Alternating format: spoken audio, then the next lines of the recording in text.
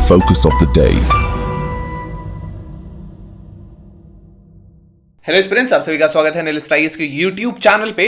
Recently Lok Sabha ने press and registration of periodicals bill 2023 को पास किया है और जो पुराना एक्ट था जो कि 1867 का था, इसको रिपील कर लिया गया है। ये जो लॉ है ये पहले ही राज्यसभा ने पास कर दिया था अगस्त 2023 में। तो आइए इससे रिलेटेड और क्या क्या तथ्य हैं जो हमें पता होने चाहिए। इसके अलावा जिसमें एक चीज इंपॉर्टेंट है वो ये है कि इस वीडियो के माध्यम से एक मॉडर्न हिस्ट्री का छोटा सा हिस्सा हम यहां और कवर करने की कोशिश करेंगे, जो कि प्रेस सेंसरशिप से रिलेटेड जितने भी लॉज कॉलोनियल इंडिया लेकर के आया था, ब्रिटिशर्स लेकर के आया था, हम उनको आज इसी वीडियो में एक साथ डिस्कस कर लेंगे।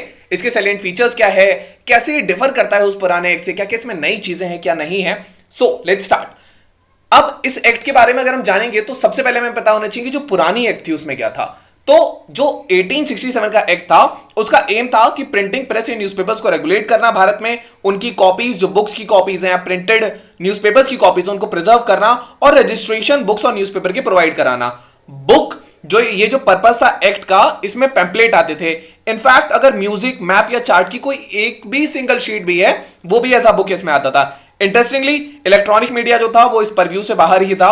अब इस एक्ट के अंदर केवल जो डिस्ट्रिक्ट मजिस्ट्रेट थे वो डिक्लेरेशन कैंसिल कर सकते थे किसी भी पीरियोडिकल का, जबकि जो प्रेस रजिस्ट्रार जनरल है, जिनको पीआरजी भी कहा जाता है, प्रेस रजिस्ट्रार जनरल, ये जो थे इनके पास कोई सो मोटो पावर नहीं थे कि कैंसिल कर सके या सस्पेंड कर सके किसी भी रजिस्ट्रेशन को। तो वो पावर केवल डीएम पर थे और इसने इंप्रॉपर डिक्लेरेशन बेसिकली एक बनाया था कि अगर कोई भी इंफॉर्मेशन होती है और वो एक पनिशेबल ऑफेंस है तो वहां 6 महीने तक की सजा इस एक्ट के अंदर दी जाती थी। आइए बात करते हैं नई एक्ट के सैलेंट फीचर्स के बारे में। जो बिल है ये रजिस्ट्रेशन प्रोसेस को बहुत ज्यादा सिंप्लीफाई कर देता है। जो पीरियोडिकल्स का आते हैं, हर पीरियड में आते हैं, मंथली, वीकली और ईयरली, ये जो बिल है ये मैंडेटरी करेगा जो डिजिटल न्यूज़पेपर के प्लेटफॉर्म्स हैं इनको एक वन टाइम रजिस्ट्रेशन करना होगा। एंड अगर वो ऑपरेट करना चाहते हैं तो बिल जो है, जो प्रेस रजिस्ट्रार जनरल थे इनको भी एम्पावर करता है कि किसी भी रजिस्ट्रेशन को कैंसिल कर सकते हैं, जो कि पहले में नहीं था। न्यू बिल के अकॉर्डिंग एक पर्सन जिनको कन्विक्ट किया है कोर्ट ने, मान लीजिए उस पर टेररिस्ट जो है एक्टिविटी एक्ट है या अनलॉफुल एक्टिविटी का कोई एक्ट है और उन्होंने ऐसा कुछ किया है जो स्टेट की सिक्योरिटी के खिलाफ जाता है, तो ऐसा व्यक्ति को परमिट नहीं किया जाएगा कि वो अपना पीरियोडिकल खुद से निकाल पाए।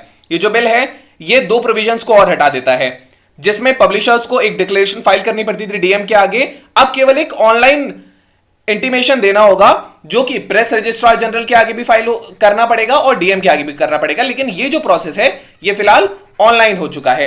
यहां पे ये एक मेजर चेंज आया है। इसके अलावा ये जो प्रोविजन है जो पनिशमेंट का था पब्लिशर्स के लिए, ये उसको कम कर देता है। जो पनिशमेंट था जेल लगभग 6 महीने का, अब ये केवल कुछ स्पेसिफिक केसेस में ही दिया जाएगा।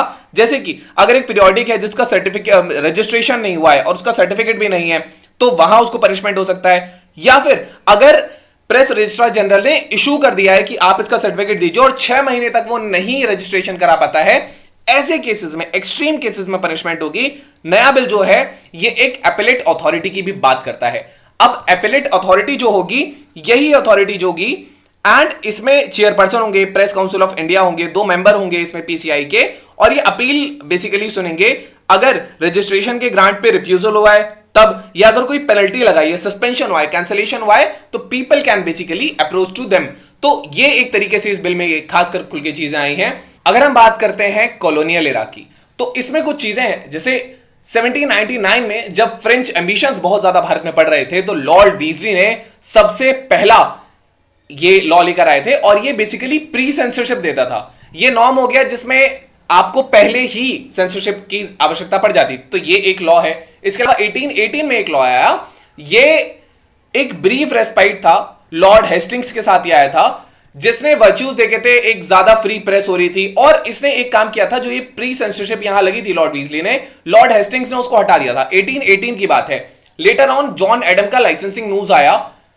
क्या था कि 1823 में जॉन एडम ने बेसिकली लाइसेंसिंग रेगुलेशंस को और ज्यादा टाइट कर दिया और अब एक प्रेस को बिना परमिशन के चलाना एक क्राइम बन चुका था।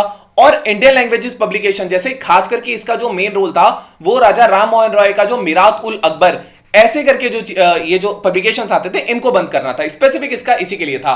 मेटकैफल्स का लिबरेटिंग एक्ट आया, 1835 में एक रे ऑफ होप आई जब कार्ल्स मैककेफे प्रेस एक्ट आया। इन्होंने जो 1823 का ये जो एक्ट था इसको रिपील कर दिया एक ऑर्डिनेंस ला करके, और बेसिकली एक ट्रांसपेरेंसी लेकर आए प्रिंटर्स के लिए, और इनको एक टाइटल दिया गया, इनको हम बोलते हैं liberator of the Indian press. इसके बाद रोल में 1857 आता है, जो सिपिया म्यूटिनी हुई थी 1857 का जो सबसे बड़ा रिवोल्ट हुआ था। अब इससे भारत में टर्मोइल हो चुका था और इससे और प्रेस पे रेस्ट्रिक्शंस आए। जो लाइसेंसिंग एक्ट था ये रिटर्न हुआ, इससे गवर्नमेंट के पास और पावर आ गई कि वो इस सारे प्रेसेस को बहुत आसानी से एक आयरन फिस्ट के साथ इसको जो है वो सप्रेस कर सकते थे। देन आता है वर्नेकुलर प्रेस एक्ट 1878 में। वर्नेकुलर न्यूज़पेपर्स ने कॉलोनियल रूलर्स को बेसिकली बहुत ज्यादा अलार्म कर दिया था। देन ये लेके आया वर्नाकुलर प्रेस एक्ट, जिसका एक ही एम था सेंसरशिप और स्ट्रिक्ट करना, जो वॉइसेस है नेसेंट वॉइसेस, नई वॉइसेस, इनको एकदम बंद कर देना। बॉन्ड्स डिमांड करते थे पब्लिशर्स से, और ये किसी भी एंटी गवर्नमेंट सेंटीमेंट को आसानी से सप्रेस कर सकते थे इस एक्ट के द्वारा। देन उसके बाद 1908 में नेशनलिस्टिक फीवर जो था वो बहुत ज्यादा बढ़ा, और कॉलोनियल गवर्नमेंट ने देखा कि जो हर एक बेसिकली न्यूज़पेपर है उसको बंद किया जा सके, तो न्यूज़पेपर एक्ट ने अलाउ किया अथॉरिटीज को कि वो प्रेस को बेसिकली ऑक्शनेबल कह करके उसको बंद कर सकते थे। एंड ये जर्नलिस्ट को खास करके बंद करने के लिए था, जैसे कि बाल गंगा तिलक जैसे लोगों के लिए था, और इससे इसमें सजा भी दी जा सकती थी। 1910 में देन इंडियन प्रेस एक्ट आया। इसने कॉलोनियल ग्रिप को और ज्यादा बढ़ा दिया, सिक्योरिटी डिपॉजिट देने पड़ते थे, पेनल्टीज थी क्रिटिकल वॉइसेस के लिए, और गवर्नमेंट के पास मैंडेटरी कॉपीज भेजनी पड़ती थी फ्री ऑफ कॉस्ट, ताकि वो डेली उसको रेगुलेट कर सकें या चेक कर सकें। देन अब कैसे ये एक्ट जो है पुराने एक्ट से डिफर करता है, देखिए एडमिनिस्ट्रेशन का पहले था जो पीआरबी एक्ट 1867 का था, यहां पे जो बुक्स वाला कॉन्सेप्ट था उसको हटा दिया गया है, और अब जो बुक्स है वो मिनिस्ट्री ऑफ एचआरडी है एजुकेशन के अंडर, वो उसको बेसिकली चेक करेगा। देन ऑनलाइन फैसिलिटी जो थी, अब जो ऑफलाइन रजिस्ट्रेशन करना पड़ता था वही ऑनलाइन हो चुका है। दोनों के साथ पनिशमेंट पर भी जो पनिशमेंट था 6 महीने तक का, उसको थोड़ा सा कम किया गया है। हाउएवर 2023 का जो ये है, ये कुछ पनिशमेंट दिखाता है लेकिन बहुत एक्सट्रीम केसेस में दिखाता है। फॉर एग्जांपल अगर हम लेकर के जाएं कि अगर सर्टिफिकेट नहीं है रजिस्ट्रेशन का, ये हमने बात की थी कि पीआरजी के नोटिफिकेशन इशू करने के बाद भी अगर सर्टिफिकेशन नहीं होता है या डायरेक्शन में नहीं चलते हैं, तब वहां पे सजा हो सकती है, और कुछ फाइनेंशियल पेनल्टीज भी है यहां पे। इंस्टीड सीधा कन्विक्शन या जेल हो जाता था, तो अब वो फाइनेंशियल पेनल्टीज में आ चुका है। ये यहां पे चेंजेस आए हैं।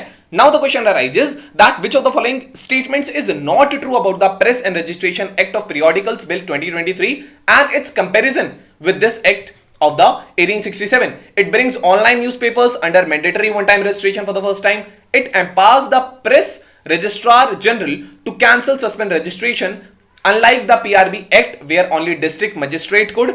It removes the requirement for publishers and printers to file a declaration before the district magistrate and replaces it with an online intimation. D.